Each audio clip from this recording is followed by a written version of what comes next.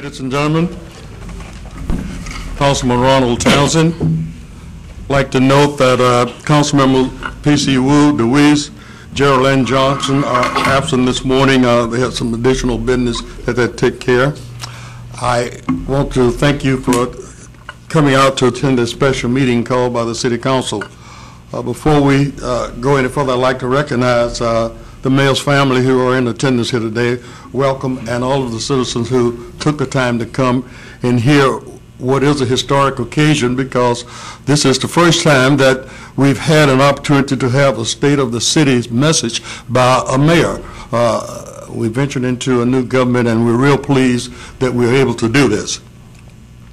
The mayor will be speaking toward the budget for the upcoming year, and I would hope that you pay particular attention to it, because we will be having additional dialogue regarding the budget. As I indicated, the mayor will be presenting the budget, the 2012 budget for this year. So, Mr. Mayor, you have the floor. Thank you.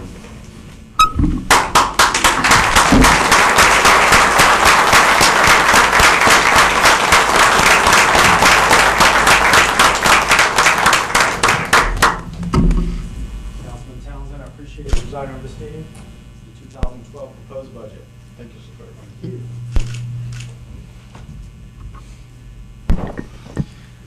Well, good morning. Thank you, everybody, for coming today. This is an exciting time. Members of council, and to all citizens, supporters, and employees who have taken time to join us today. Today is an exciting day for our city. As part of our city's journey through a new charter and the transition to a new form of government, we now come to another milestone and another opportunity. Today we have the opportunity and the responsibility to take a bold step towards a better future for our citizens by creating economic opportunity, improving our neighborhoods, cleaning up our environment, restoring citizen confidence in city government, and taking decisive action to move our city forward. We can take these bold steps because this is not just a budget that I am presenting to you. It's a plan, it's a statement of our priorities, and a covenant with our citizens. We can take these bold steps because our most sacred duty to our citizens is the stewardship and the resources they entrust to us. I know you share the same respect for our citizens that I do, which is why I'm happy to present this budget to you and report that the state of our city is improving and our future is bright. In the recent past, our city and our economy has faced many challenges. However, with your help, we have kept our economy moving by continuing to invest in our city. This budget is based on my belief that we make the right choices. We can continue to invest in our community to make it cleaner, safer, and more profitable. This budget continues that investment in capital projects that are creating jobs and helping local businesses such as the Woodland Heights and Legion Field Resource Centers, the Downtown Tech Park, and Admiral Mason Park, our new downtown library, and the Community Maritime Park. But we also have exciting opportunities on the horizon with the Marine Research Facility and Hatchery, the former Escambia Treating Site, and the Airport Commerce Park. This budget supports these projects by funding the infrastructure and personnel to implement them, including the new Office of Economic Opportunities and Sustainability. This office focuses on aligning city policies, resources, and assets to support sustainable private sector job creation. This budget also restructures the city departments and divisions that serve our neighborhoods in order to be more responsive to the needs of our neighborhoods and to eliminate duplication. I'm establishing the Department of Neighborhood Services, which combines Parks and Recreation, the library, and the Division of Neighborhoods, to give citizens a one-stop shop for any neighborhood needs. To further demonstrate my commitment to neighborhoods, I have established the Chief of Neighborhoods. This position will serve to coordinate city policies and activities across all our city departments and manage neighborhood outreach efforts to engage and empower our citizens to improve their communities. Assisting in this process of empowerment and engagement will be a new community volunteer component of our neighborhood programs. We have hundreds of citizens, businesses, and organizations willing to now join hands with us. And this citizen volunteer program will help us partner with the community we serve to beautify our streets, maintain our parks, and keep our neighborhoods safe and clean. Because clean neighborhoods and safe neighborhoods are good for our community and our economy.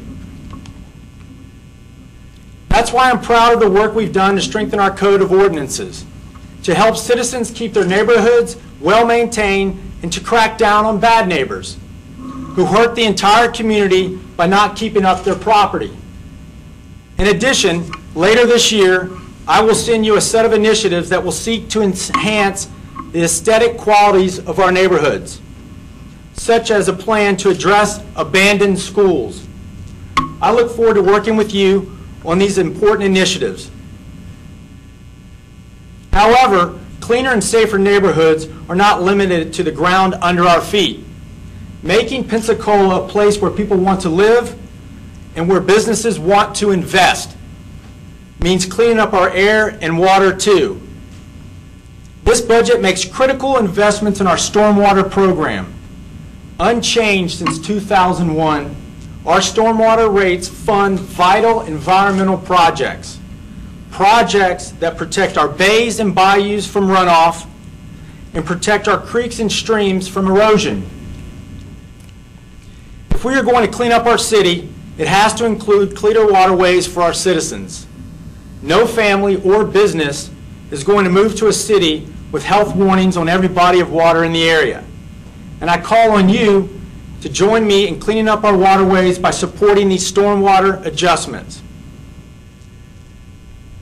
We as a city also do our part to protect the quality of the air we breathe.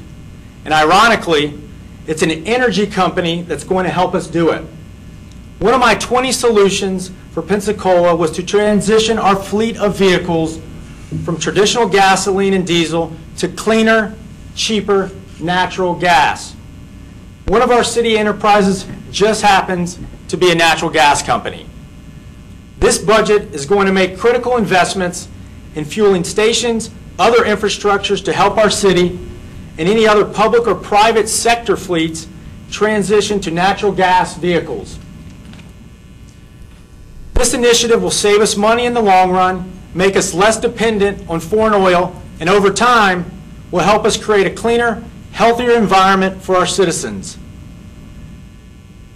In addition to programs that focus on our community at large, my proposed budget also looks internally for ways to save money, be more transparent, and more responsive to our citizens.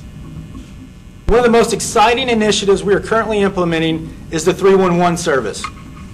This service, used by progressive cities across the country, gives citizens almost seamless access to the staff and city services that they need. When fully implemented, Pensacola 311 will route most citizen phone calls directly to the appropriate staff or department. Those calls will be entered into our work order database where we can track our progress. And most importantly, make City Hall more available to the citizens. Our internal improvements must also include ways for us to better manage the citizens' resources. In other words, we must do more with less. By eliminating 20 vacant positions earlier this year, we created additional savings of over $800,000. Further, I have directed my staff to explore functional consolidation. Lastly, this budget reduces the millage rate for property owners by 5.5%. While this may not be a huge reduction for individual homeowners, it sends a message to the citizens at large that we are tightening our own belts too. But we, as elected leaders, cannot do this alone. So I'm engaging our employees in this effort too. Starting this year, we will implement an Employee Award of Excellence. This award will recognize and provide a financial incentive for employees who find ways to cut costs, reduce risk, or improve efficiencies. Because the people who are delivering services on a daily basis to our citizens are also the people who see on a daily basis how we can improve. I am eager to hear their ideas and input. While this budget is for the upcoming fiscal year, we all know that there are many long-term issues our city faces. With capital dollars already allocated or spent, we must preserve the general fund dollars we do have, so we can continue funding important job-creating, neighborhood-improving capital projects. To that end, this budget restores the previous council policy regarding our city-owned enterprises and internal service funds. In other words, every enterprise must survive on its own. To do this, our sanitation and inspection functions will see fee adjustments so that we can protect our general fund dollars for capital improvements and give our citizens a clear picture of exactly what these services cost to own and operate. One of the largest obstacles to freeing up revenue for capital expenditures is our pension obligation. Each year, almost $14 million are spent from our various funds and enterprises to pay for our pensions. That's why I've charged the Mayor's Pension Advisory Committee with finding ways to reduce these yearly pension costs and free up dollars to be used for other projects and services. Likewise, the Mayor's Port Advisory Committee is examining ways to ensure that our citizens are receiving the highest possible return on those 50 acres of waterfront property. Both of these committees will be reporting back to me later this calendar year, and I look forward to working through these recommendations with you to ensure that the state of our city continues to remain strong. Finally, I would like to address our employees. In a time when massive deficits are causing cities, states, and entire nations to make drastic cuts to service, benefits, and staffing, I am happy to report that this budget does nothing of the sort. While there are no raises for employees, I am sensitive to the fact that those raises have long been delayed. I am also sensitive to the fact that many of our citizens are dealing with having no job, no health insurance, and no pension. I am hopeful that our efforts to become more efficient and effective will result in savings that I can return to you. I want to thank the employees for their hard work and dedication to our city. Over the past 6 months, I've learned that Pensacola is blessed with competent, professional, and committed staff who care about our city and our citizens. And it is an honor to work with such a wonderful group of professionals. I would also like to thank members of the City Council for their hard work and their service. Thank you for your patience during this transition time for our city and for your support during these past 6 months. You play an important and vital role in making our city a better place to live, work, and play. I look forward to working with you to implement this budget. It is only together, with the help of our staff, our citizens, and our Creator, that we can make Pensacola a place where our neighborhoods can flourish, citizens can be proud, and businesses can prosper. Thank you, and God bless our city.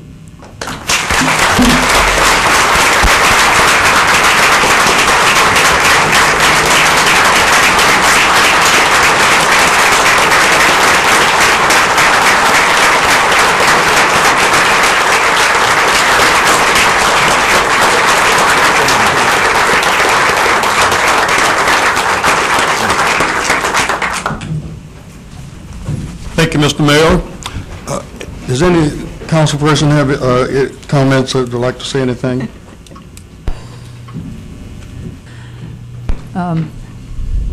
Councilman Murray? I lost my glasses. I don't know who's out there in the audience, and I can't see the button.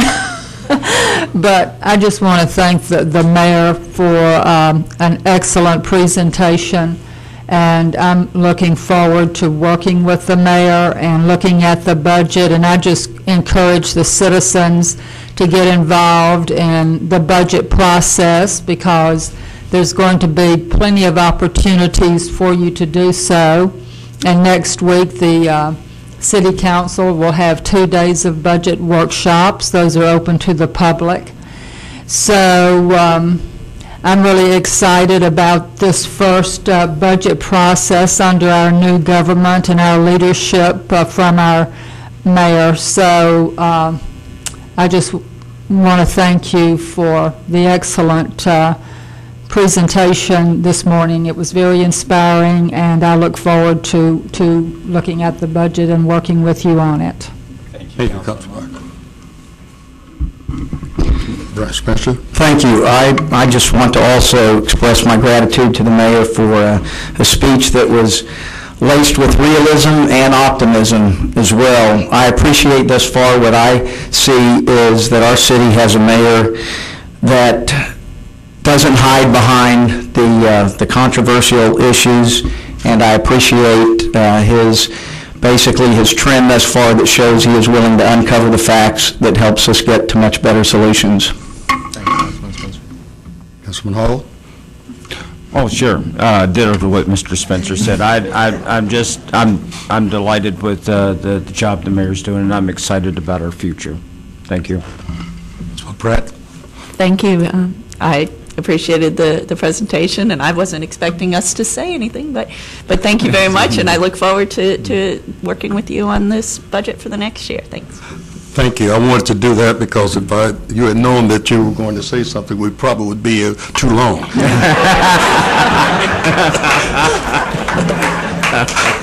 Thank you again, Mr. Mayor. As I indicated in my opening remarks, in terms of the vision and the priorities that you have, and it appears that we are heading in the right direction, and we really appreciate it. And as I mentioned, a cohesive unit, that's what it's going to take to get these things accomplished. And I can assure you that this council will, in fact, be working with you.